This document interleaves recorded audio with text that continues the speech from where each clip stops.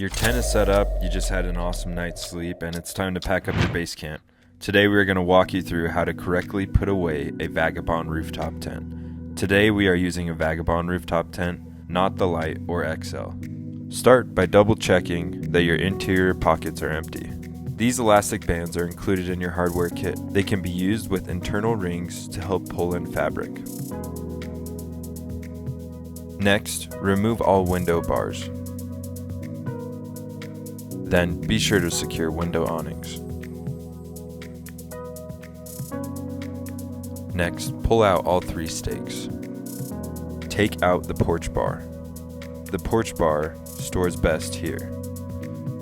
There are a few ways that you can pack your porch into your tent and properly store it. I have found that shoving it through the front door and slowly closing the tent allows the fabric to stay where it needs to be. Use compression straps to keep the tent tight. Remember that there are a total of 4 compression straps, 2 here and 2 on the other side. Compress the ladder.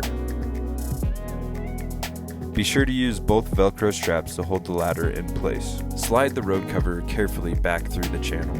Be sure to be careful not to snag the fabric, or just unroll it. Now it's time to zip close your road cover. If the zipper gets caught on anything or has resistance, do not pull or you may cause damage to the zipper. And that is how you properly pack up your Roam Vagabond rooftop tent.